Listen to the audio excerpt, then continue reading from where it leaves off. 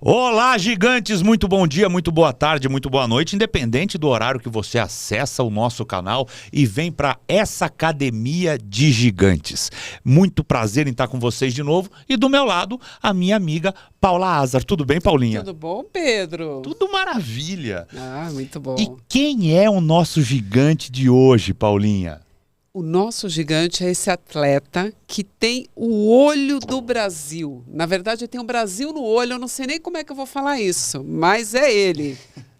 Lucas Mazo é o nosso gigante de hoje. Ele é atleta olímpico. Ele sofreu um acidente aos 15 anos e teve que acreditar nele mesmo para prosseguir e vencer várias barreiras, Pedro. E quem vai começar contando a história é ele, o Lucas. Obrigada por ter vindo. Você perdeu o olho numa brincadeira, Lucas? Pois é, gente.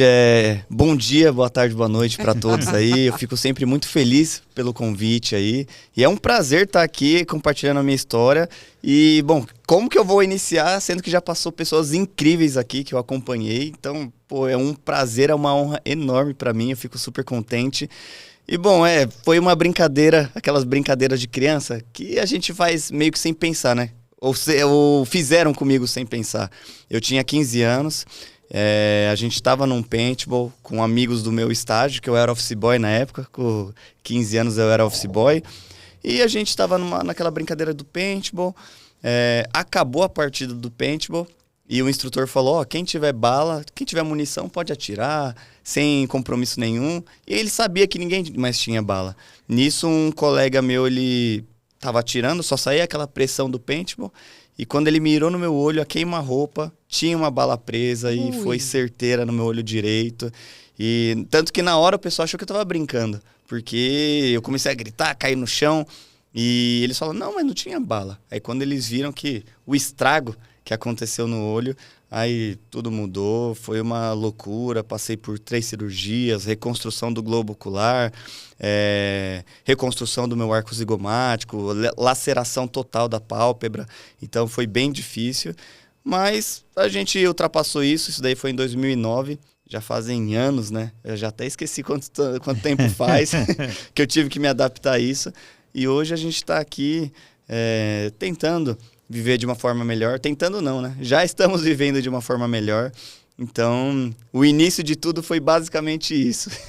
Lucas, e como é que foi para um garoto de 15 anos, que está aí na sua formação, né, de segurança, formação da sua personalidade e tal, receber isso, né, cara? Te deu uma insegurança, como que ficou, pelo menos no início? Porque hoje a gente sabe o vitorioso que você é, mas como é que foi receber essa aprovação primeiro? Olha, no começo foi muito complicado, porque com 15 anos a gente tá naquela idade que a gente tá se conhecendo, né? A juventude, é que a gente quer curtir o momento, quer conhecer pessoas novas.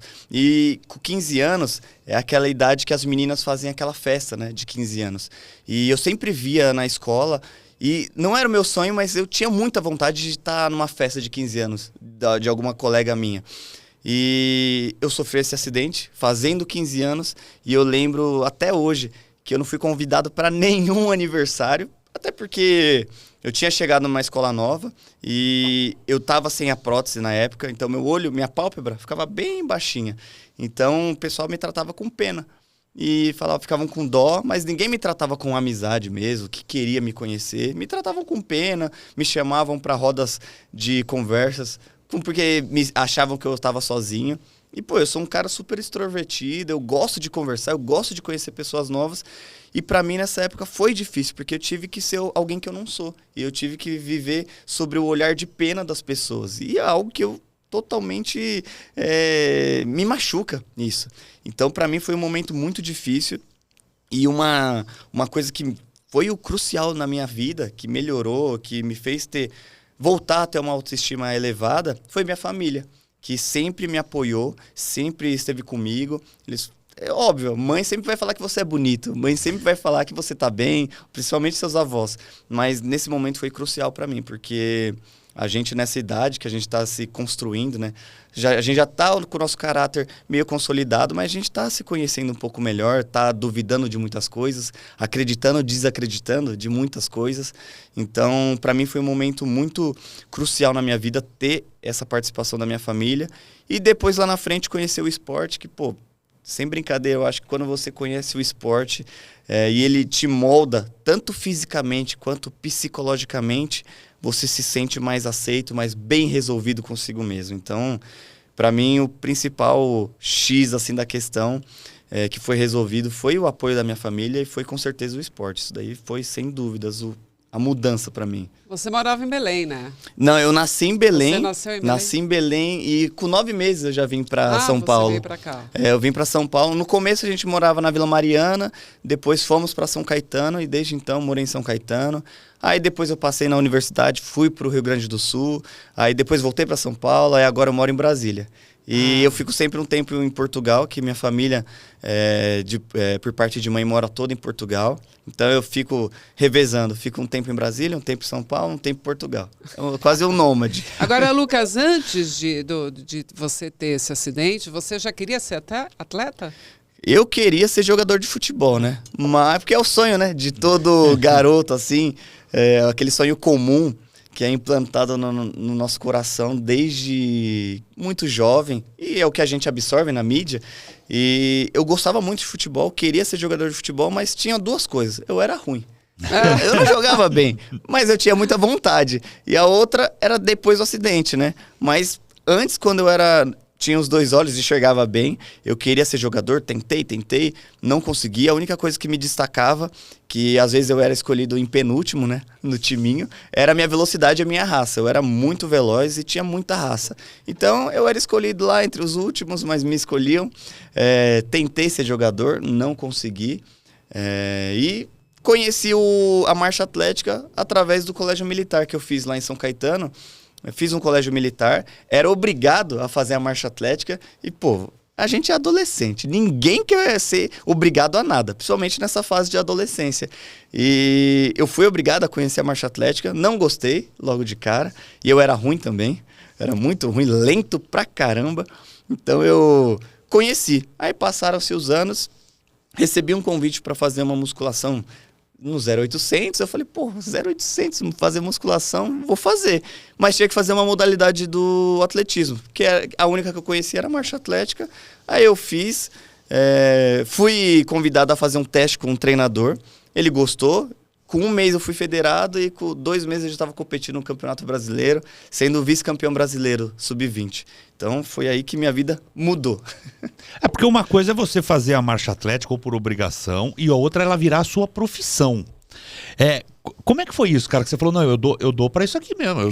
Eu consigo fazer isso aqui. É engraçado porque quando eu entrei na marcha atlética, realmente de fato, eu tava entrando na universidade, numa universidade federal do Rio Grande do Sul, na veterinária. E eu falei, pô, o que eu vou fazer agora? E, pô, você vai trocar ideia com a sua família, com seus pais? O que vocês acham que eles vão falar? Ah, não, Lucas, realmente, vai na marcha atlética, encara isso. Óbvio que não. Eles falam, não, Lucas, pelo amor de Deus, velho, você passou numa faculdade federal no Rio Grande do Sul, de veterinária, então você tem que focar na veterinária. Mas uma coisa no meu coração ficava meio que me martelando. É isso que eu quero, é isso que eu não quero. Então eu tentava conciliar os dois.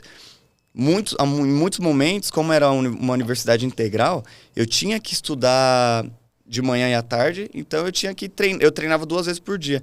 Então eu tinha que treinar 2 vezes por dia. Aí o que eu fazia? Acordava 3 horas da manhã, fazia meu primeiro treino, depois ia para a faculdade, voltava, almoçava, dava um cochilo de meia hora, voltava para a faculdade, aí depois voltava para o treino, ia dormir umas 8 horas. E eu fui fazendo isso, até que chegou no momento que eu tive que escolher. Em 2015, eu resolvi voltar para São Paulo. Ainda estava cursando veterinária, mas eu transferi para uma particular. E aí, óbvio, briga na família, porque eu entendo como... Não sou pai, mas eu entendo o pensamento dos meus pais nesse momento, porque é muito complicado. E eu entendo eles, tipo, como você vai aceitar o seu filho que ele escolheu a marcha atlética, um esporte pouco reconhecido, pouco remunerado? Como você vai aceitar isso? Então, eu sou muito grato a eles por... Óbvio, no começo não aceitaram, mas por me fornecer tudo que eu precisava. Alimentação, moradia. Nunca tive que pagar um boleto na casa dos meus pais. Então, eu sou muito grato a eles por isso.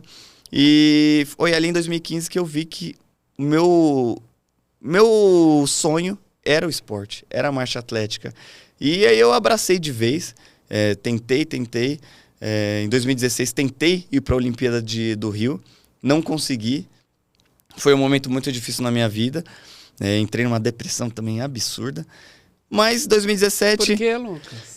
Porque eu fiquei de fora e eu fui o terceiro colocado no Campeonato Brasileiro. E os 2 outros atletas que foram para a Olimpíada ficaram atrás de mim.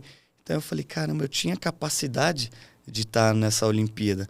E a Olimpíada é aquele marco que divide águas entre o atleta sonhador para o atleta realizado. Então eu fiquei num constrangimento, numa frustração enorme pelo trabalho que eu tinha feito, por tudo que eu tinha feito. Então, e uma das pessoas que me apoiava muito era minha mãe, né? Minha mãe, em 2016, ela sempre esteve comigo. Quando eu fiquei de fora da Olimpíada, ela foi a pessoa que deu o primeiro abraço, falou, você é o meu campeão, eu acredito em você. Então, foram coisas que me marcaram e foi algo que me deixou mais forte para o ano seguinte, 2017. Mas foi aí que aconteceram várias coisas, né? Que acho que a gente vai comentar mais para frente. Mas aí eu tive que ter muita resiliência, tanto no meu esporte, porque a gente começa a se duvidar se a gente realmente era para ter escolhido o esporte ou era para ter escolhido o curso, a veterinária. Mas hoje eu entendo, né, que eu escolhi a melhor opção, não que seja mais fácil, mas para mim foi a melhor opção no momento. E como é que foi? Você ficou fora dessa primeira Olimpíada, mas depois na outra você se classificou. E essa história dessa tua classificação, ela é muito bacana, cara. Eu queria que você contasse para as pessoas como que foi essa história de você se realizar. São quantas pessoas que vão na marcha olímpica para a Olimpíada? Do Brasil são 3 pessoas e do mundo nessa foram 60.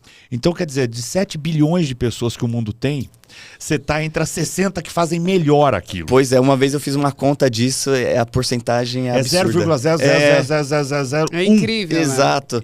Entre os incríveis do mundo. Como é que é isso, cara? Cara, primeiro que...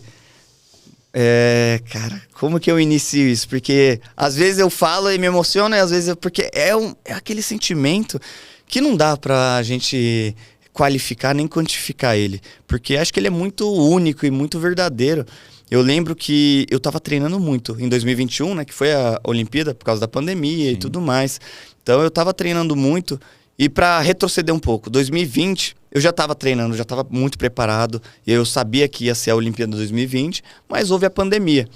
E quando houve a pandemia, tudo mudou. Eu namorava na época, a minha ex terminou comigo por causa do esporte. Falou, não, você tem que trabalhar, você tem que fazer alguma coisa. Na família... falando, Lucas, e aí? Você tem que fazer alguma coisa. Eu decidi, vou voltar a fazer veterinária, vou largar o esporte e vou trabalhar na empresa da minha família. E foi o que eu fiz. Isso daí não durou um mês. Não aguentaram, não me aguentaram.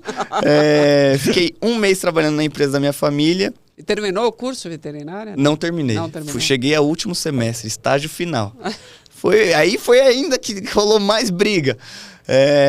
Mas eu larguei tudo, larguei o esporte durante um mês, mas foi o meu pior mês da minha vida. Foi aquele mês que eu tava sofrendo muito, eu não conseguia dormir, comecei a ter uns hábitos que se eu falar pra vocês, vão falar, meu Deus do céu, você não é atleta. Então eu tava tendo hábitos de vida totalmente diferentes do porte de um atleta. Então isso daí durou um mês. Depois um amigo meu me chamou e falou, mas você é bom, por que você tá fazendo isso? Volta a ser quem você é. Então, outra vez, pessoas importantes na nossa vida, né? Além da família, que te colocam no trilho de novo, né? A gente precisa daquele puxão, às vezes, para voltar a ser quem a gente é. E esse meu amigo, ele me chamou, voltei a treinar, meio que escondido, né? Porque... eu não queria que meu pai soubesse que eu estava treinando, então eu treinava às vezes muito cedo e voltava para casa antes dele acordar para não me ver. Então eu voltei a treinar e 2021 focado, bonitinho, fazendo tudo certo, obtendo boas colocações, obtendo boas marcas e chegou na última tentativa, igual agora que eu vou ter a minha última tentativa para a Olimpíada, chegou nessa competição. Na semana da competição, eu peguei uma amidalite absurda. Fiquei com a garganta fechada. Liguei até pro meu treinador de Brasília. Eu morava em São Caetano, mas eu já estava fechado com a equipe de Brasília. Liguei para ele e falei, Senna, eu não vou conseguir competir. Eu não consigo nem falar. Eu tô ruim, eu tô mal, não tô conseguindo treinar. A competição é sábado, hoje é segunda-feira. Não tem como. O que eu vou fazer? Aí ele, não, meu filho, tenta, você vai que acontece alguma coisa boa. Aí eu falei, tá bom, eu fui, na segunda-feira tomei uma Bezentacil, misericórdia, não conseguia andar. Falei, pô, Agora acabou. Bunda dolorida pra caramba, como que eu vou competir? Não tem como. Todo requebrando, velho, a bunda já fica toda dolorida. Aí eu falei, não, beleza. Aguentei, tentei me manter calmo. Chegou no dia da competição, fui pra competição, fiz minha segunda melhor marca da vida, mas eu sabia que eu ia ficar de fora da Olimpíada, mesmo com essa marca. E eu terminei a prova, tanto tem umas fotos que eu tô com o olho todo marejado assim de choro, sofrendo, porque eu sabia que eu ia ficar de fora. E eu entrei de férias, passou 2 semanas, um amigo meu falou, Mazo, por que você não vai competir o Campeonato Paulista amanhã? Eu falei, tá louco, Thiago, eu já tô de fora da Olimpíada, o que eu vou fazer lá? Ele, como você tá de fora? Você tá no ranking 68 na Olimpíada, vai que alguém desiste. Eu falei, pô, quem que vai desistir de Olimpíada? Isso daí é impossível. Isso daí foi num sábado. No domingo ele me ligou de novo, enchendo meu saco, falou, mas vai competir? Eu falei, não vou. Eu tô aqui no interior de São Paulo, tô com meus amigos, tô bebendo cerveja o dia inteiro, não vou competir, tá doido? Eu já tô de férias, eu já tô pensando agora em Paris, eu tô descansando pra voltar mais forte. Isso daí foi no domingo.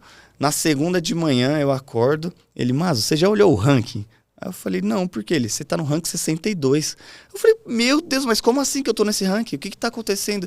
Ele, não, é porque tem a prova de 20 km de marcha atlética e a de 50. E ambas vão ser um dia seguido do outro.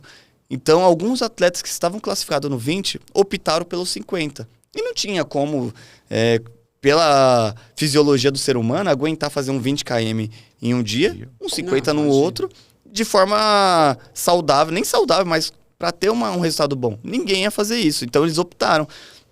Aí eu falei, caramba, Thiago, mas mesmo assim eu tô de fora, vão 60. Ele, mas tem que acreditar. Eu falei, Thiago, não dá para acreditar. Como que eu vou acreditar nisso? Tá louco. E a convocação oficial sairia na quarta. Aí na terça-feira, ranking 61. Eu falei, meu Deus, Thiago, estão deixando a gente acreditar, velho. Meu Deus, o que tá acontecendo? Aí começou uns amigos meus me ligarem, Mazo, você viu o que tá acontecendo? Eu falei, eu vi, mas como é isso?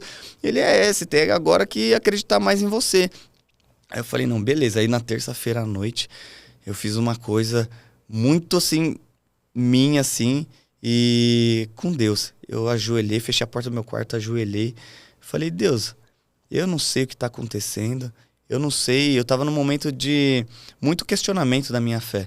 Falei, Deus, eu não sei se é o seu chamado, eu não sei o que o Senhor quer na minha vida, mas hoje eu entrego ela para o Senhor e eu peço, toca a sua mão abençoada nesse ranking, faça que eu vá. Eu fui exatamente pontual nas palavras que eu queria.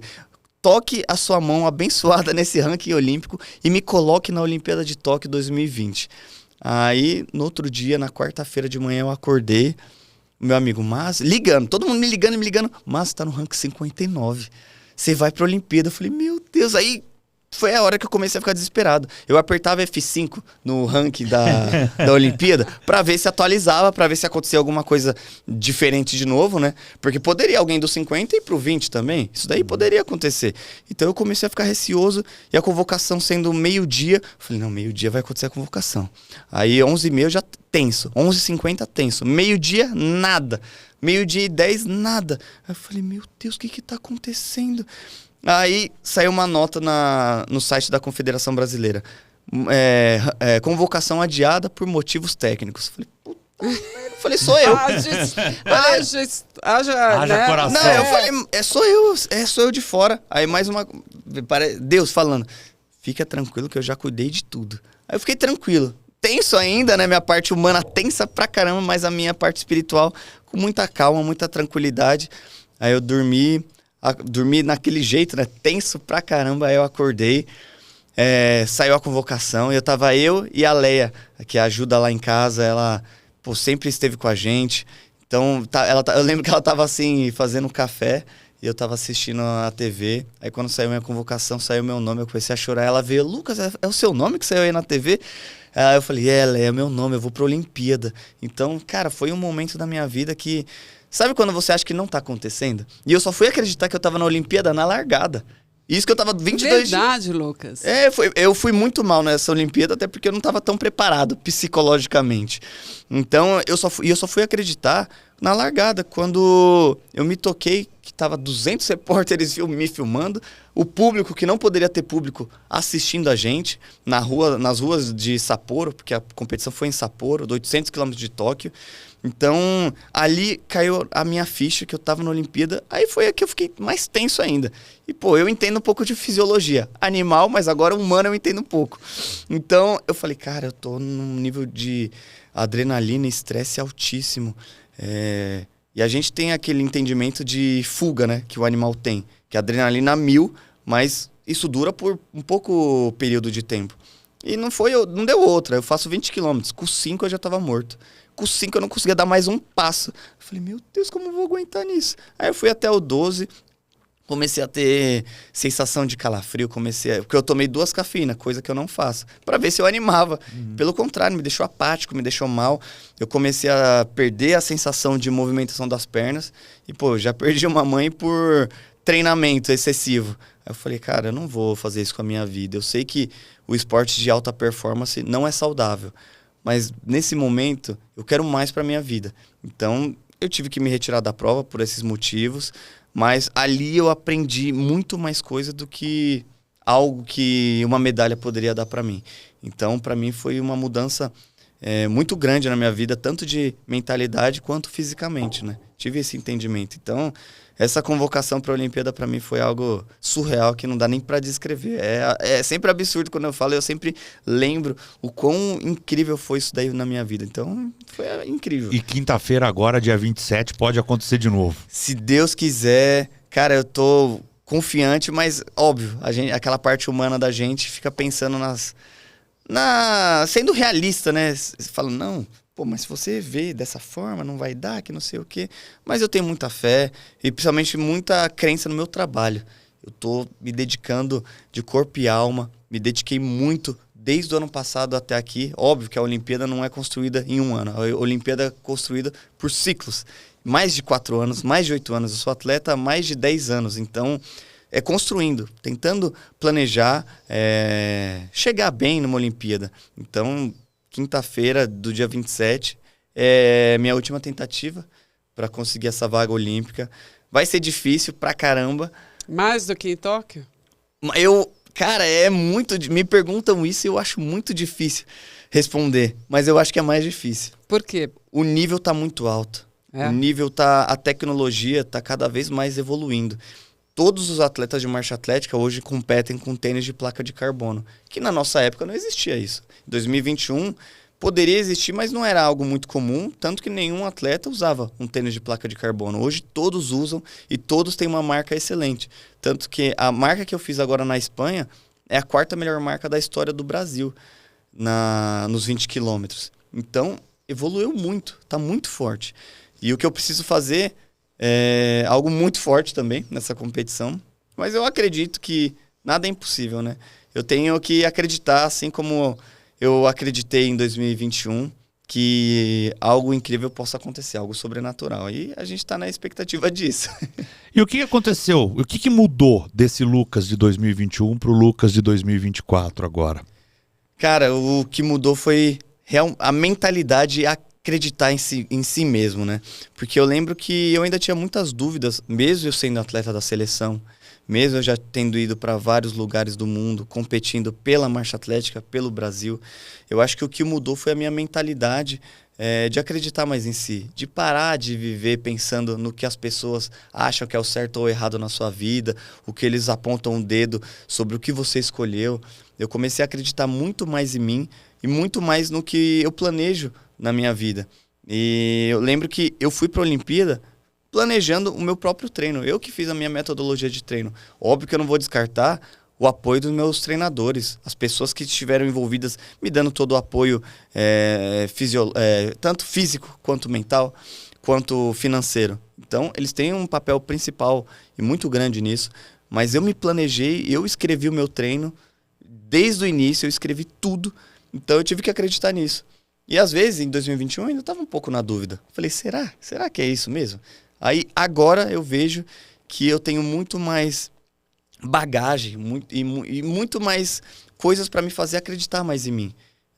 Tanto mentalmente, fisicamente, espiritualmente. Claro, a gente tem o apoio de muitas pessoas, muitos patrocinadores apoiam a gente, mas eu acho que a mudança foi de mentalidade. Mas você não acha que o teu entorno também mudou? Porque você também... Ninguém acho que também acreditava que você ia. Teu pai não acreditava no começo. As pessoas em volta falavam, pô, você vai fazer marcha olímpica, cara? E aí agora fala, pô, o cara tá lá nas Olimpíadas, tá representando o Brasil, tá entre todos, né, os melhores. Você não acha que esse entorno também Com mudou certeza. e isso te dá mais força? Não, com certeza. Hoje a família, antes eles falavam, ei, Lucas, você ainda treina? Antes da Olimpíada. Tirando o treino, você faz o quê? Lucas, você ainda tá treinando? Eu falo, tô treinando, vó, tal, não sei o quê. Aí hoje falam, Lucas, e aí, qual é a próxima competição? E aí, tá preparado, tá treinando bem? Então, muda aquela conversa. E a gente como ser humano, a gente sente que o apoio tá sendo diferente. E eu não vou... Pra mim, apoio é apoio. Independente se a pessoa começou a apoiar hoje ou tá apoiando há 10 anos atrás. Eu não vou ser um cara melindroso, nem soberbo, e falar, não me apoiou antes, não quero mais. Não, eu agradeço sempre. Qualquer apoio pra mim vale muito. Então, realmente, isso daí mudou. Foi uma mudança absurda. É engraçado que muda totalmente a conversa. Então, com certeza, esse círculo nosso, tanto de amizade, tanto familiar, quanto de relacionamentos, muda. Então, é algo que dá muito mais força, com certeza. Agora, Lucas, você tem a visão monocular, né? Deve ser um desafio para você de fazer uma prova com essa visão. Você já pensou em ir para a Olimpíada? Olha, para ser sincero, eu gostaria. Se tivesse marcha atlética, mas não tem marcha atlética na Paralimpíada. Até porque, como salto com vara, não tem na Paralimpíada, porque são esportes que são muito técnicos e muito difíceis de... Você com os olhos já é difícil de fazer. Agora, sem enxergar ou tendo alguma outra limitação física, fica muito complicado de fazer tanto salto com vara quanto marcha atlética. Pelas técnicas, pelos juízes, porque a gente sofre penalizações se a gente estiver marchando errado. Então, é muito difícil para uma pessoa que não enxerga fazer a marcha atlética como um esporte paralímpico. Tanto que não tem, né? Mas falam, Lucas, e por que da corrida você não foi? Porque a galera paralímpica os caras são brabo demais, eles correm muito, então não é porque eles têm alguma limitação física que eu posso ganhar. Um atleta comum pode ganhar deles, então eles são muito fortes e na corrida eu já tentei, não dá. Eu sou muito ruim correndo, muito ruim.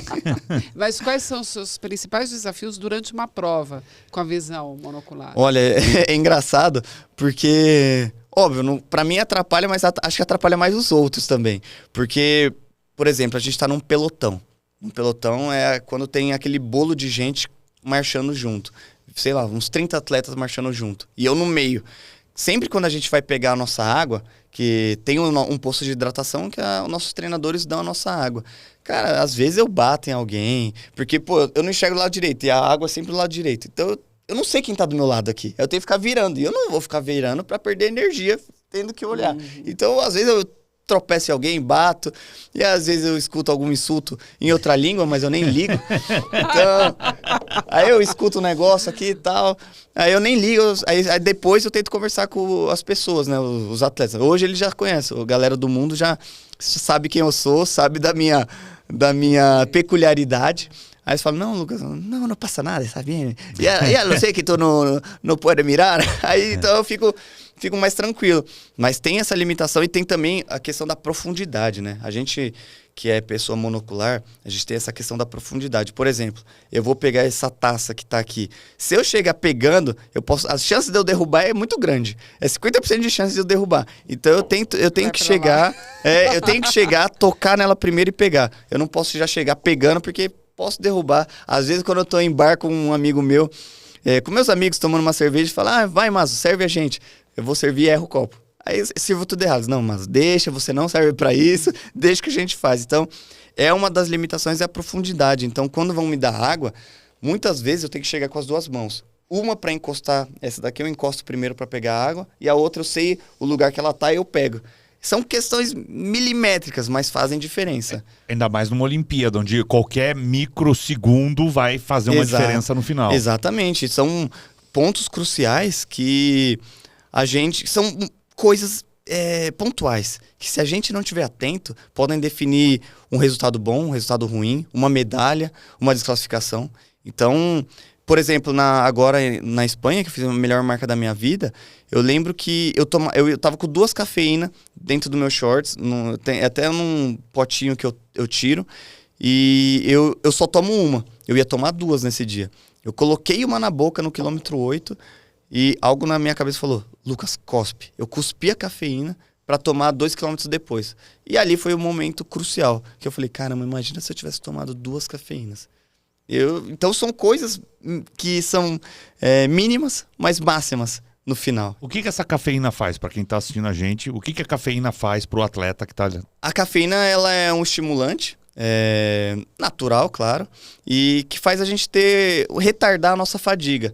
Então, fisiologicamente, não vale a pena entrar em muitos detalhes, mas sendo mais claro, ela vai ajudar a limitar a sua fadiga, a limitar o seu cansaço e vai fazer você ter mais energia por muito mais tempo. Então, claro, tem as dosagens corretas. Eu, em competição, gosto de tomar 200 miligramas. Às vezes, quando eu tomo 2 cafeínas, chegam 400 miligramas. É muita cafeína. E nosso corpo precisa depois ter um descanso muito bem elaborado, muito bem estabelecido para o nosso corpo. E também a gente precisa ter um acompanhamento médico, né? Não dá para chegar falando, não, eu vou então retardo o cansaço, então eu vou tomar uma cafeína para treinar. E eu só tomo cafeína em momentos específicos em treinos. Por exemplo, eu treino todos os dias, mas eu raramente tomo em uma vez na semana uma cafeína. Até porque eu tomo café normal, mas óbvio que a cafeína tem uma concentração de cafeína muito mais elevada que um café normal. Então, eu tomo 200 miligramas em um dia específico e na competição. Então, tem gente que eu vejo tomando cafeína adoidado, dia após dia. E o que causa? Causa uma dependência. Então, cada vez mais a gente tem que tomar mais doses de cafeína para poder ter aquele resultado que a gente quer, aquele retardo de cansaço. Então, eu tenho que ser muito bem planejado para saber o momento certo de usufruir dos benefícios da cafeína. Senão, chega uma hora que nosso corpo não vai estar habituado, a gente vai começar a ter problemas de sono, de qualidade de recuperação, então fica difícil, né? Agora, Lucas, você falou que na prova de Tóquio, você demorou para acreditar que você estava dentro da Olimpíada, né? Então, você teve ali a tua mente, na verdade, ela demorou para cair a ficha, né, de que você estava numa Olimpíada. Dentro do atletismo, qual o grau da importância da mente e da técnica? 100%. Se for para colocar em porcentagem, é 100%. Porque existem... Hoje em dia, no esporte, ele está muito, muito parecido com qualquer outro... Por exemplo, na marcha atlética. O treinamento que eu faço é muito parecido do treinamento dos espanhóis, com os japoneses, com os russos, com qualquer outro lugar do mundo. Então, qual que é o X da questão? O que vai definir uma medalha ou não? A mentalidade. E você tem que estar muito bem resolvido com a sua mentalidade e com o seu psicológico. Por isso que a gente faz acompanhamento de psicólogos específicos para o esporte. Porque a mente... Eu acho que conduz muito... tenho certeza, ela conduz muito mais do que propriamente o corpo. Óbvio, se a gente não tiver com o corpo bem treinado, a gente não vai ter um resultado bom. Mas se a gente estiver com o corpo treinado e com uma mente fraca, cara, aí com certeza o resultado dificilmente ele vai vir. Por isso que a gente tem que trabalhar corpo e mente para poder ter resultados positivos, senão fica muito difícil. Então, se uma pessoa só tiver a técnica, esquece. Esquece. Pode até conseguir chegar lá com muita luta, mas chegar nos lugares mais altos do pódio, em competições muito importantes, é muito difícil. Você vai conversar com qualquer... Eu tenho muito amigo que é medalhista mundial, então eu vou conversar com eles. A mentalidade é aquela mentalidade que, tipo, eles até falam, Lucas, você treina igual eu, ou até mais forte. Como que você ainda não tem uma medalha assim expressiva? Por causa da mentalidade. Eu, há muito tempo, sofria de depressão. Tinha alguns episódios que eu ficava mal, não conseguia treinar. Tudo pelo mental. E o corpo, intacto. Você via o meu corpo e falava, caraca, Lucas, você tá em forma. Você tá bem. Fisicamente, assim, você tá bem, você tá com certeza apto para realizar boas competições. Mas a mente não tava tão bem estabelecida. O que você acha que mais te pegava no psicológico? Eu não digo nem de... Porque falam pra mim, Lucas, você sofre... Você tem muita pressão? Você sente essa pressão? E eu não sinto, eu gosto. Pelo contrário, eu adoro quando duvidam de mim ou quando eu tenho que competir com alguém que é melhor que eu adoro isso. Mas eu acho que é algo meu de querer melhorar, sabe? E, infelizmente, não tá satisfeito com o que a gente está fazendo. Que é algo que eu tô trabalhando e hoje eu consigo me entender mais. Ser grato pelo que eu tô conseguindo demonstrar, ser grato pelos meus resultados, porque antes eu não era. Antes eu fazia um resultado bom, ficava já puto. Falava, caramba, beleza, fiz isso, mas não serve de nada. Então, eu parei de me cobrar tanto, porque eu nunca liguei porque as pessoas iam pensar, Lucas, você foi mal, você foi bem. Eu nunca liguei e nunca liguei pra pressão, mas eu ligava muito pra mim. O que eu me cobrava muito, muito. Tanto que depois da Olimpíada, agora foi meu melhor período de treinamento e competições na Europa. Porque eu não estava conseguindo ter resultados bons. Você não focava ali. Eu consegui. Como eu já tinha ido para a Olimpíada, cada competição que eu entrava, eu falava, não, eu sou atleta olímpico. Eu não posso ir mal. Eu não posso ir mal, não posso ir mal. Me cobrava e ia mal. Aí eu chegava na outra, não posso ir mal, não posso ir mal. Ia mal. Então... Quando eu deixei de pensar nisso, eu falei, cara, primeiro, eu vou curtir o que eu tô fazendo. Eu sou apaixonado pelo que eu faço. Eu amo isso. Então eu vou curtir cada minuto da prova, cada quilômetro. Eu vou aproveitar esse momento. E eu comecei a curtir, trabalhando duro, claro. E aí foi onde o resultado começou a vir. E uma coisa que eu comecei a desenvolver, principalmente esse ano, foi entender fisiologicamente e mentalmente os momentos que eu estava entrando. Cara, eu tô ficando muito estressado. Eu já entendi o momento. Então eu comecei a tentar relaxar mais. Uma coisa que me pegava muito era antes de competição. Porque eu pensava, o pessoal fala, visualiza a competição, visualiza. Eu visualizava ela 1 milhão de vezes antes da prova. Eu já pensava em tudo que poderia acontecer em cada quilômetro. E muitas vezes. Então eu tava lá comendo com algum amigo e pensando na competição. Eu tava, sei lá, num date e pensando na competição. Às vezes eu até falava, e se eu sair tanto quilômetro tal? A menina, quê? Eu, putz, velho, nada a ver. Então, eu começava a pensar, me questionar de cada momento da prova, cada momento da competição, o que eu ia fazer antes e depois. Então, eu falei, cara, eu vou parar. Porque o que acontecer na prova, eu vou aceitar e vou trabalhar em cima daquilo. E a adversidade vai acontecer. Então, a gente tem que estar... Eu sempre falo que com a adversidade se gera criatividade. Então, eu comecei a ser criativo na época, no momento de adversidade. Não consegui pegar essa garrafinha nesse momento? Cara, relaxa, você vai conseguir pegar na outra volta. Me distanciei do pelotão nesse quilômetro aqui. Eu vou respirar fundo e tentar buscar daqui 2, 3 quilômetros. Sempre pensando em como eu ia combater essa adversidade, né? E então sua mãe... Então você descobriu os gatilhos, Exatamente, exatamente. E sua mãe sempre foi muito importante para você. Sempre foi importante. Ela era a pessoa que me hidratava. A hidratação é quem te dá água, né? Uhum. Na competição. Porque é um circuito de 1 quilômetro, a gente dá 20 voltas. Vezes. Então ela que ficava lá me dando a minha garrafinha. E ela era que sempre me apoiava. Me apoiava de uma forma absurda. Tanto que em 2017 a gente já estava se programando para ela me hidratar na próxima competição. E ela falou, não, Lucas... Teve até um dia que eu ganhava R$300 por mês, na época quando eu comecei no esporte. E eu lembro que ela me deu um tênis caríssimo. Acho que foi R$600 que ela pagou no tênis. E eu falei, caramba, mãe, por que você está fazendo isso? Por que você me deu esse tênis? Ela, porque eu acredito em você. E não é porque pelo valor, é porque eu acredito em você e eu sei que vai dar certo. Então, a minha mãe teve sempre um papel muito fundamental nessa questão de competição, nessa questão do apoio. Antes, quando eu era mais moleque, 18 anos, 20 anos, eu não ligava tanto. Ela gritava na prova, eu falava, mãe, para de gritar, meu Deus. Aquela coisa, sabe, daquele moleque envergonhado? Então eu falava, mãe, para. Ela, não, eu vou gritar, toda hora eu vou gritar.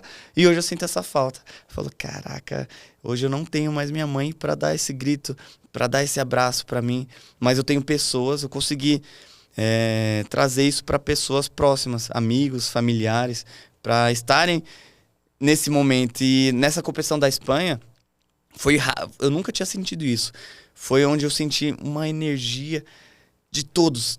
Tanto que eu lembro quando eu cheguei na minha casa lá em Portugal, na casa da minha família, o meu tio falou, nossa, Lucas, eu passei tão mal na sua competição, me deu calafrio, me deu dor de cabeça. Eu falei, tio, por favor, faça isso no dia 27 de novo, porque a sua energia foi passada pra mim. Ele, como assim? Eu falei, não, eu acredito nisso, porque vocês estavam torcendo, e eu senti uma energia muito forte, eu senti um apoio de todos, tanto fisicamente quanto energeticamente longe. Eu senti esse apoio, eu senti essa força. Então vocês me deram a força de vocês e eu consegui ir muito bem.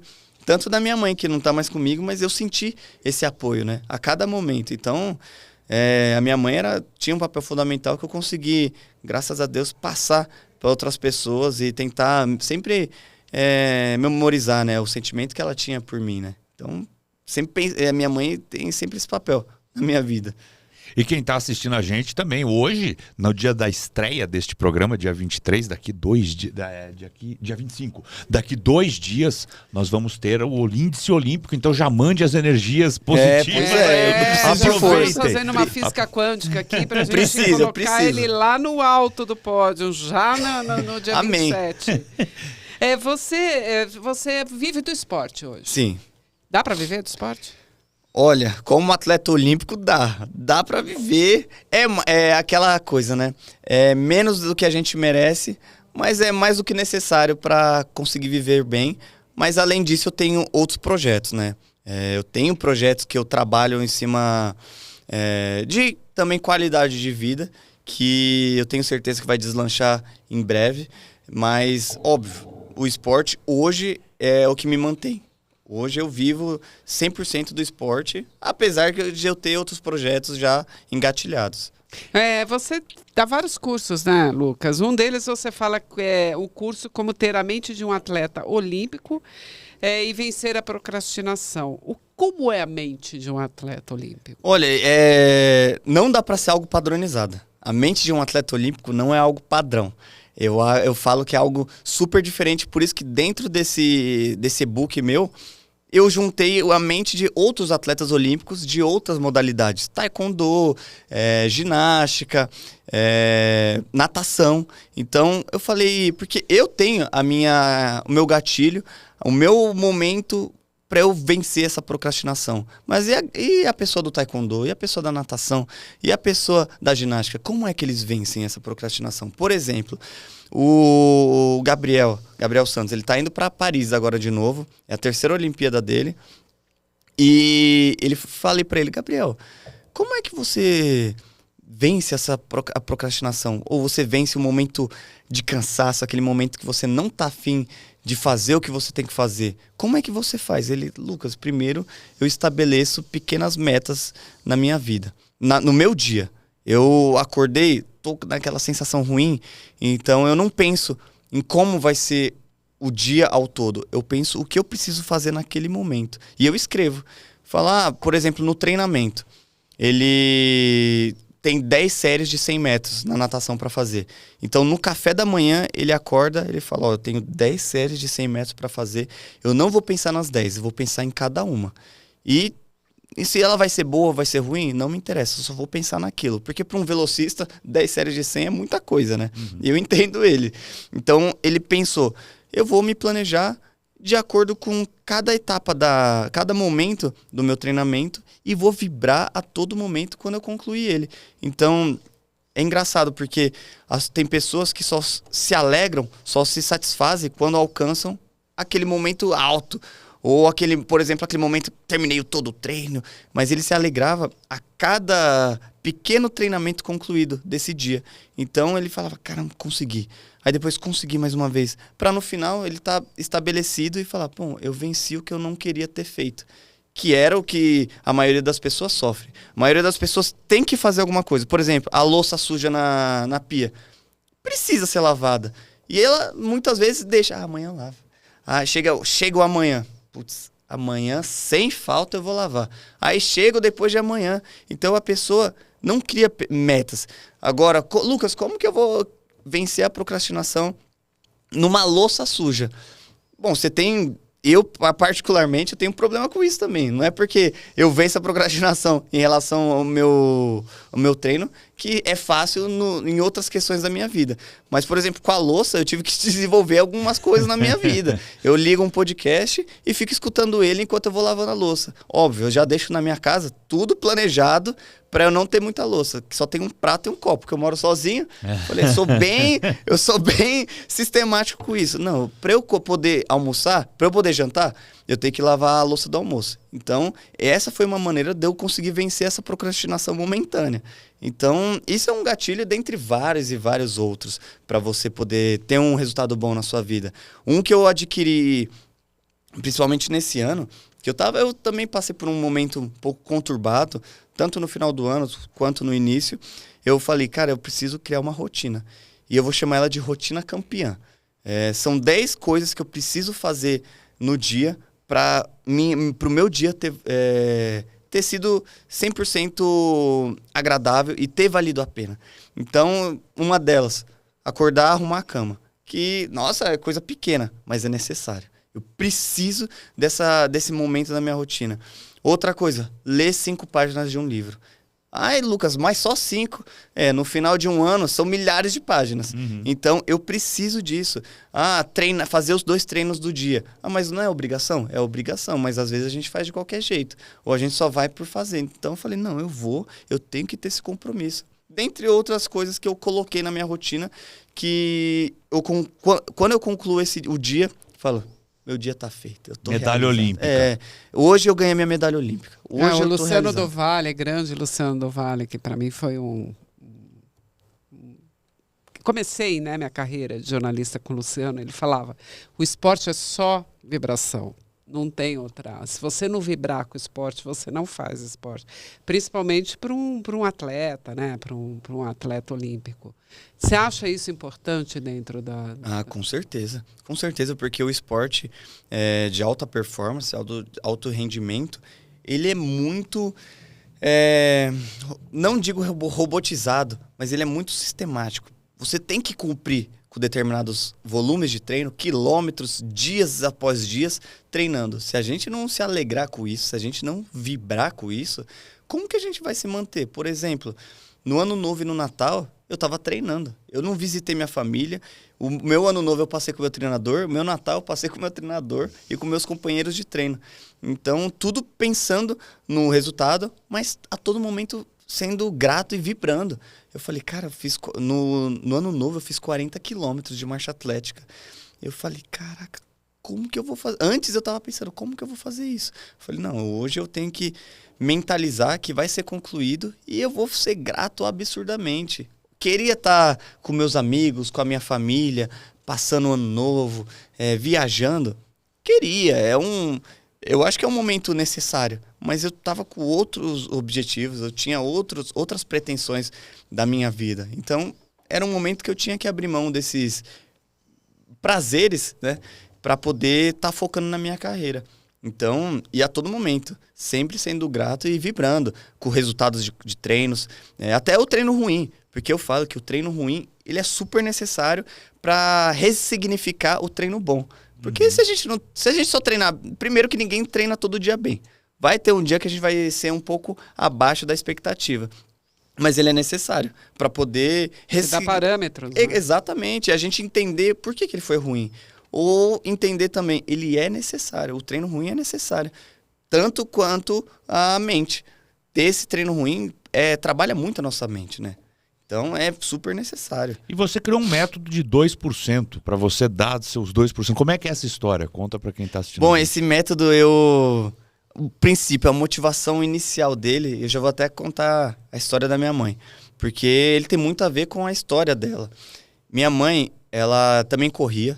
Ela estava treinando para maratona. Mas minha mãe, ela trabalhava praticamente 16 horas por dia. Ela era professora, concursada de São Paulo e de São Caetano, então trabalhava pra caramba. Depois ela foi pro cargo de diretora, mas mesmo assim o trabalho aumenta ainda mais e com isso tudo ela corria. E eu ia ver os treinos dela, era treino de maluco. Ela fazia uns treinos logo depois ela saía de casa 5 horas da manhã e chegava em casa 8 horas da noite e ainda treinava. um treino extenso. Eu falei, meu Deus do céu. Mas eu nunca opinei, até porque eu sempre estive focado na minha carreira do esporte, apesar de eu ter um conhecimento bem legal, bem avantajado sobre o esporte, sobre a corrida, sobre a caminhada. Então, mas eu nunca falei nada. Eu falei, tá bom, mãe, vai lá, faz seu treino, tudo bem. Até que em 2017, em fevereiro, ela foi fazer um longão. Quem é corredor, quem treina aí sabe o que é o longão, que é o treino mais longo da nossa semana, de quilômetros e de tempo. E em fevereiro, aqui em São Paulo, é aquele calor absurdo. E ela foi fazer e acabou tendo um mal-estar, se sentiu mal e teve um infarto. Ela, com 42 anos, teve um infarto e também ela fazia uso de algumas substâncias para emagrecer. Então, é algo que também corroborou para piorar ainda mais o estado dela.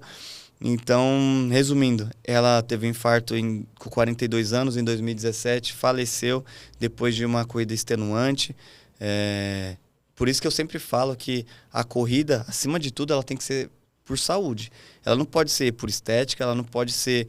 Óbvio, se você é atleta de alta performance, aí a corrida é performance, é trabalho. A gente que é atleta de alto rendimento, a gente não é saudável. Eu tô com o corpo inflamado a todo momento, eu vivo sobre um estresse a todo momento, mas a gente se pôs nessa condição e por isso que a gente tem o acompanhamento de muitos especialistas, muitos profissionais para estarem com a gente. Senão a gente não conseguiria se manter sozinho. E minha mãe, ela faleceu e tudo, isso daí em 2017. Em 2020, minha família lá de Portugal, eles falaram, Lucas, a gente tá querendo... a gente tá ruim assim de saúde, o que a gente faz? Você conhece aí um treinamento. Em 2019 eu já tinha criado o meu método de treino, mas eu guardei pra mim. Eu falei, não vou falar pra ninguém, é meu, não quero compartilhar com ninguém. Em 2020 eu compartilhei com meu tio e eu falei pra ele, tio, você confia em mim? Ele, não, confio, mas eu odeio correr. Eu odeio caminhar, eu quero fazer tudo de carro. Eu falei, tio, a sua sorte é que eu sou apaixonado pelo que eu faço. Eu amo isso. E uma fagulha, um grãozinho desse amor que eu tenho, eu vou compartilhar com você. E eu não vou enfiar a goela abaixo, mas eu vou compartilhar com você. Eu tenho certeza que vai mudar a sua vida. Você confia? Ele, não, eu confio. E eu comecei... Porque na minha filosofia de treinamento, eu sempre penso que menos é mais. Eu sempre penso que a qualidade ultrapassa a quantidade. Ultrapassa o volume de treinamento. Obviamente que depende, se o cara quer fazer uma maratona, tem que fazer coisa extensa, não tem como. Mas para as pessoas comuns que querem só ter saúde, tem muitas vezes esse excesso que a gente vê na internet, principalmente, é desnecessário. Então a minha mãe, ela faleceu fazendo 1h50 de corrida num calor absurdo de São Paulo, sendo que eu tinha um conhecimento para falar para ela, mãe, faz 1 horinha, já tá excelente para sua meia maratona, para sua preparação. E eu não falei. E quando meu tio me chamou e eu ajudei ele, e em 3 meses ver um resultado não só estético, que ele emagreceu 10 quilos em 3 meses, fazendo 2% por dia. E já entrando, 2% de treino no dia equivale a 30 minutos de treino. Então você tem 2% que você dedica simplesmente para você, que é o do seu dia, e que equivale a 30 minutos diários de treinamento, que era o que eu passava para ele. E ele em 3 meses emagreceu 10 quilos. Mas eu nem fiquei feliz com isso. Falei, não, tio, legal. O que eu fiquei feliz demais foi que ele falou, Lucas, com 1 mês, o meu médico, ele cortou o remédio de pressão na metade, e com 3 meses eu já não tomo mais nada. Então, para mim, isso foi vitorioso. E eu falava para ele, tio, busca saúde, que a estética vai vir atrás. Que foi no caso do emagrecimento dele. Quando eu coloquei na vida dele, para ele buscar 100% da saúde dele, a estética veio. E hoje ele é um cara super bem resolvido, que antes um cara que sofria com depressão e odiava correr, hoje é um cara apaixonado pela corrida, é um cara que ama fazer isso e sente falta quando não faz. Então, eu desenvolvi esse método 2%, porque eu eu tenho certeza que as pessoas conseguem ter uma qualidade de vida fazendo algo básico, entre aspas, mas constante, mantendo uma consistência, tendo um resultado dentro dessa consistência, você vai ter um resultado final que é absurdo. E você compartilha isso com as pessoas hoje? Hoje eu compartilho com as pessoas. Hoje eu tenho um método 2%, que hoje é 100% com caminhada. E a pessoa fala, nossa, Lucas, caminhada? Mas dá certo isso? Bom, hoje se você for na praça, se você for no Ibirapuera, você vai ver muito mais pessoas caminhando do que correndo. E fala, pô, mas eu vejo eles caminhando, sabe, como um passeio no shopping. E no meu método, não é isso. O meu método tem 3 níveis de caminhada. Caminhada leve, caminhada moderada e uma caminhada forte. E eu explico como você atinge esses níveis de caminhada e como ela dá um resultado positivo na sua vida, tanto na saúde quanto na estética. E os resultados, eles não são, óbvio, não são imediatos, mas eles são compatíveis com o seu treinamento. Se você treinar 5 vezes na semana, 30 minutos por dia, você vai ter um resultado em mais ou menos 50 dias, totalmente de saúde e estético também. Então, fora o hábito que vai se criando, né? Então, esse resultado que é o que eu sempre prego para as pessoas e sempre digo para eles que dá certo. Não é porque é uma caminhada que não dá resultado. E outra, muitas pessoas sofrem com a corrida logo no início, porque fazem de uma maneira indiscriminada. E eu sempre falo, até para correr você tem que ter planejamento, porque senão você pode começar a ter lesões e se frustrar ainda mais. Pô, você fala, caramba, hoje eu vou correr. Aí você tem algum problema no joelho, algum problema no tornozelo, e já dá aquela frustração e fala, não vou mais correr. Por isso que eu parto da caminhada para depois partir para a corrida. Porque tem muitas pessoas que têm algum sobrepeso ou ainda não têm um condicionamento legal na corrida e sofrem com o alto impacto da corrida. Óbvio, não vou falar que corrida machuca, corrida ninguém pode fazer, mas se você quer iniciar, a caminhada não tem problema nenhum. Óbvio, se você tiver algum problema já, com alguma predisposição de alguma doença, fica difícil. Mas na maioria dos casos, todos podem caminhar. Até porque é algo comum do ser humano. Agora, caminhando de uma maneira planejada, focando em ter um rendimento tanto de saúde, tanto estético, você tem resultados incríveis. Luca, você vai fazer a Olimpíada, vamos aí. Amém. Olha, todo mundo vai fazer a Olimpíada. Vai para a Olimpíada de Paris. O que você pensa? Você pensa em sempre trabalhar com esporte? Qual é o que você planeja para o teu futuro? Olha, quando eu fiz veterinária, eu pensei muito, falei, não, eu quero trabalhar com veterinária. Porque eu entrei pensando, não, eu quero trabalhar com cirurgia de grandes animais. Depois, falei, não, eu quero trabalhar com produção de vaca e de ovelha. Depois, no último semestre, no penúltimo semestre, eu falei, não, agora eu quero trabalhar com abatedouro. Tipo, eu falei, não, agora eu não quero trabalhar com nada. Não quero mais. Eu sou apaixonado por essa profissão, pela veterinária, mas eu não quero mais trabalhar porque eu sou muito mais apaixonado e tenho muito mais amor pelo esporte, pela qualidade de vida e o que o esporte proporciona para as pessoas.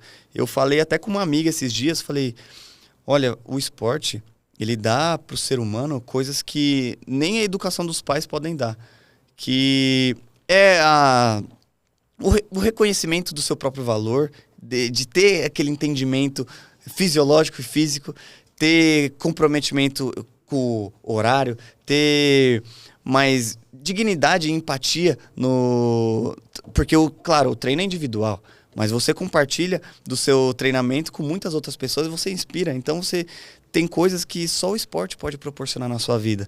Então, é algo que eu sou apaixonado e hoje eu quero trabalhar 100% com isso. Eu quero viver do esporte e eu quero poder contagiar muito mais pessoas através disso. Porque é o que eu falo, eu não pude dar todo esse conhecimento, toda essa alegria, esse amor para minha mãe.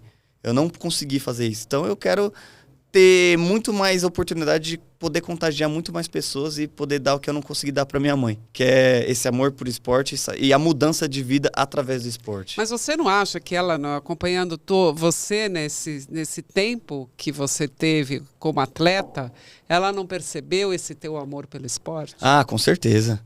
Com certeza. Você deu esse entendimento para ela? Sim, sim. O que eu digo é aquele... eu fazer parte da vida dela de uma maneira um pouco mais profissional, sabe? Eu falar, não, mãe, você vai fazer esse treinamento aqui, porque é isso que vai dar resultado. porque eu confio no meu método de treino, então faz isso que vai dar certo. E eu tenho certeza, se ela fizesse meu treino, meu Deus do céu, ela ia estar voando, ia estar correndo bem e não ia estar tomando nada do que ela toma, porque hoje é engraçado, hoje eu entro no Instagram de muitas blogueiras e tava lá, minha mãe seguindo ela. Eu falava, mãe, não tem como... Dá pra você chegar no corpo delas? Dá, mas vai demorar mais.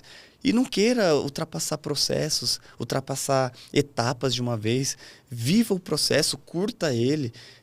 Seja mais leve consigo mesma, porque correr já é difícil. Agora, correr para uma meia maratona é muito mais. Então, seja grata pelo processo, aproveita ele, curta. Não tenta pular etapas com métodos que você vê na internet ou corpos que você vê na internet. Você não sabe como ela chegou nesse corpo. Então, era esse ponto que eu queria que ela sentisse meu, assim, sabe? Mas, óbvio, a gente só entende depois que a gente já tá meio que, entre aspas, consolidado naquilo, né? Não tem mais conhecimento, né? E por falar em inspirar, você hoje também dá palestras, né? Como que você aí inspira as pessoas através da tua vitória, né, cara? Através desse lance de chegar na Olimpíada, de superar o problema de visão que você teve, enfim. Olha, eu gosto de... Foi o que eu falei logo no início, né? Eu não gosto de ter esse pensamento de pena. Não gosto. Vítima.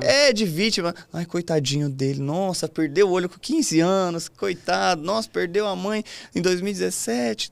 Eu não gosto de ter... Não, e com esse olho colorido, como dizem por aí, deve conquistar muita mulher aí, né, Lucas? Chama atenção pra caramba. Então, o que eu falo E eu dou palestra tanto para jovem quanto para pessoa mais 60 que acha que a vida já tá naquilo, não tem mais nada para viver, não tem mais nada para aproveitar. Eu dou palestra para todos os tipos. Óbvio que a gente muda um pouco a linguagem, né? Uhum. Com o jovem tem que falar de uma maneira mais descontraída, para a pessoa mais velha a gente fala de uma maneira mais incisiva, para ela entender realmente, porque você ainda não entendeu com 60 anos, tem que entender agora. Então eu gosto de falar sobre os momentos da minha vida, né? E sempre ser grato. Ai, Lucas, você é grato por ter perdido o olho? Cara, eu sou grato pela condição que eu tive que adquirir através dessa coisa que aconteceu na minha vida. E eu sou grato pelo processo que ele me fez passar. Eu sou grato por todos esses momentos de dificuldade que me fizeram me tornar o que eu sou hoje, me fizeram se fortalecer ainda mais. Então, eu sempre tento falar para as pessoas que não é uma limitação que limita você. Não é algo que você tem, ou alguma crença, ou algo que a sua família julga que você tem que buscar, ou julga que você tem que ficar preso nisso. Largar as amarras da família, ou as crenças limitantes que eles colocam na vida de vocês, e pensar sempre em progredir, e principalmente algo que você ama.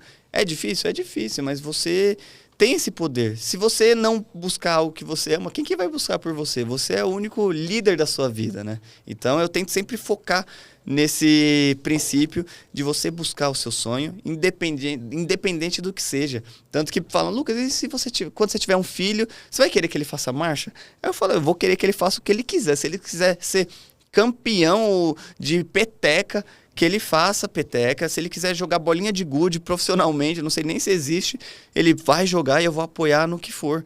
Porque eu não quero ser aquela pessoa que segura o filho pelas amarras. Óbvio, eu quero orientar e eu quero que ele entenda o que o esporte também pode dar. Porque para mim o esporte é algo que ele modifica caráter e modifica vidas, né? Então, na questão de palestrar, eu sempre falo isso. Basicamente isso, sobre pensar em si mesmo, né? A gente tá chegando no final. Só fazer uma pergunta. Se você não tivesse passado por esse acidente 15 anos atrás, você acha que a sua vida seria totalmente diferente? Ah, eu acho que seria. Seria para um lado não tão legal. Porque eu não teria passado esses momentos, eu não teria vivido esses processos. Então, por isso que a gente tem que ser grato, né? Eu falo, a gente não entende na hora. E a gente só vai entender lá na frente. Por isso que tem que ser grato. Não dá pra gente ficar se martirizando, ou se remoendo, ou murmurando por algo que aconteceu. Se aconteceu, graças a Deus. Se não aconteceu, graças a Deus também. Vamos trabalhar. A vida não acabou ali, ela começou ali.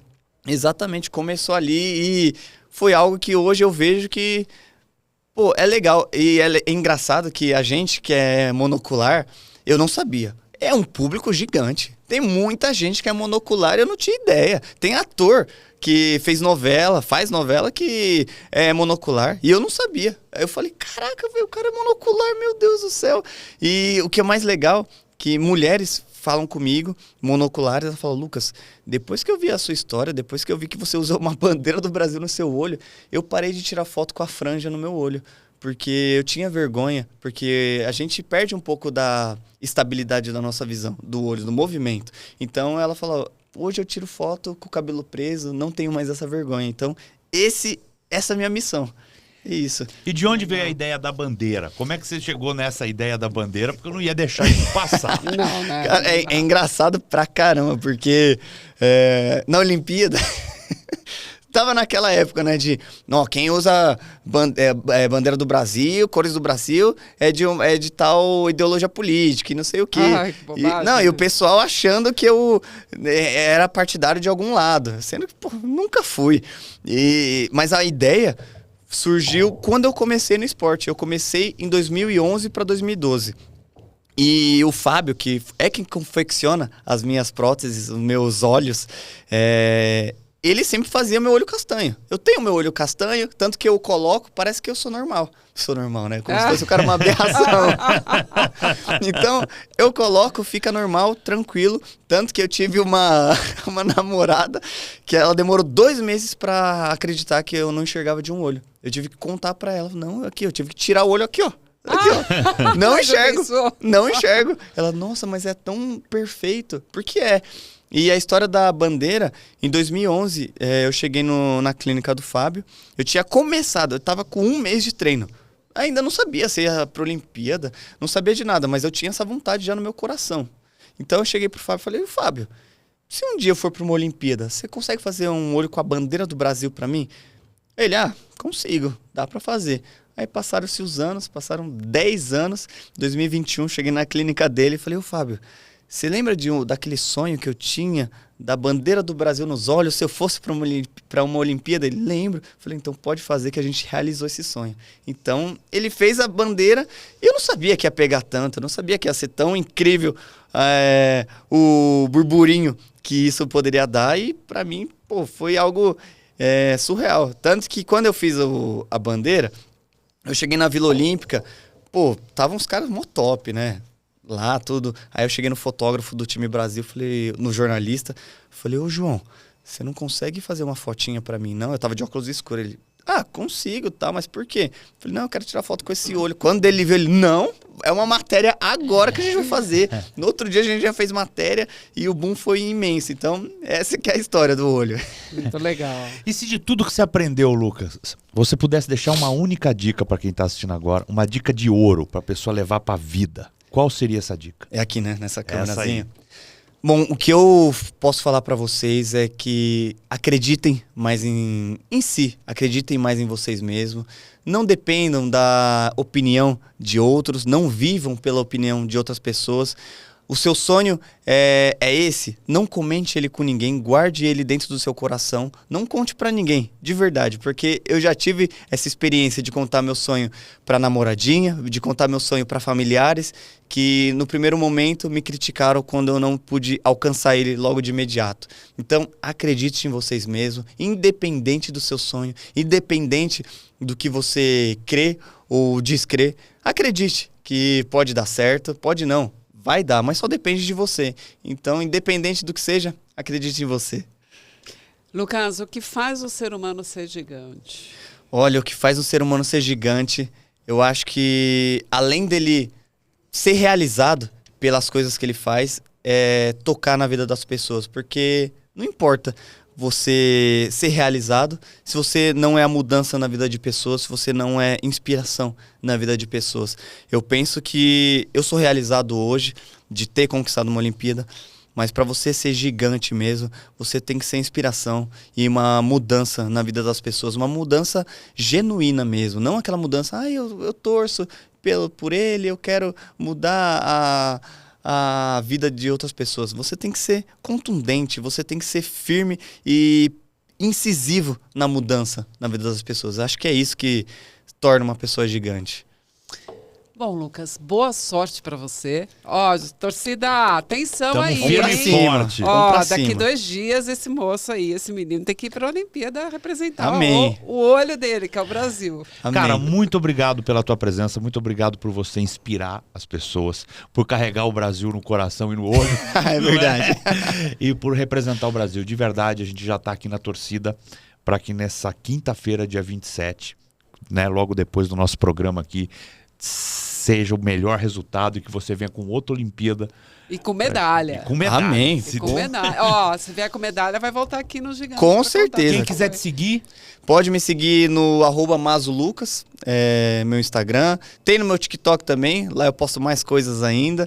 Então é isso, é Mazo Lucas, pode me seguir lá. E eu já deixo aqui meu agradecimento. Pô, fico super contente de estar compartilhando a minha vida, de estar falando sobre marcha atlética, que é um esporte tão pouco convencional, né?